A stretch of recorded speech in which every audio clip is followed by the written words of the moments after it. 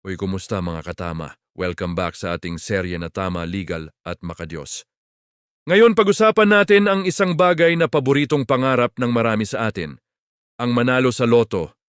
Sino ba naman ang hindi nangangarap na isang araw, gigising na lang silang milyonaryo, di ba? Pero pansin nyo ba parang laging mailap ang swerte, lalo na sa mga talagang nangangailangan? Episode 13 na tayo at ang tanong natin, easy money mentality. Bakit malas sa loto ang mahirap? Araw-araw, libu-libong Pilipino ang pumipila para tumaya sa loto. Ang mindset, baka sakali.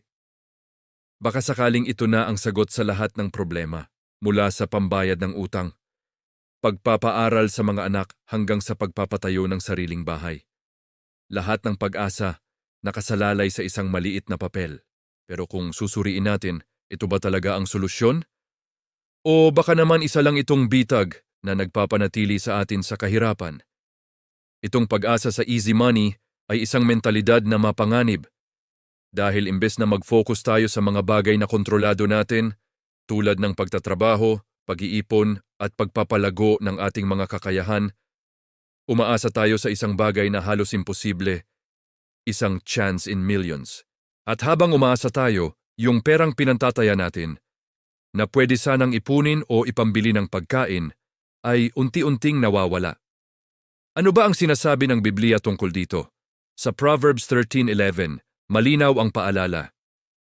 Ang kayamanang tinamo sa madali ang paraan ay madali ring mawawala. Ngunit ang kayamanang natipon sa pamamagitan ng paggawa ay unti-unting lalago. Isipin ninyo. Ang yaman na hindi pinaghirapan ay madalas hindi rin napapahalagahan. Ilang kwento na ba ang narinig natin tungkol sa mga nanalo sa loto na pagkatapos ng ilang taon, balik ulit sa dati, o mas malala pa, baon sa utang? Bakit? Kasi hindi sila handa, wala silang tamang kaalaman sa paghawak ng pera. Sa kabilang banda, ang kayamanang pinaghirapan, kahit paunti-unti ay may kasamang aral at disiplina.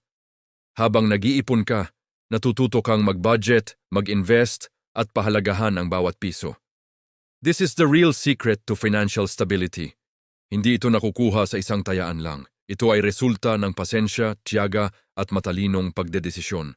Kaya mga katama, ang hamon sa atin ngayon ay baguhin ang ating pananaw. Imbes na umasa sa easy money, mag-focus tayo sa smart work. Huwag nating isuko ang ating kinabukasan sa swerte. Hawakan natin ito sa pamamagitan ng pagsisikap.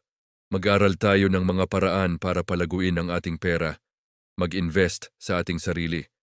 Tandaan, ang tunay na tagumpay ay hindi instant.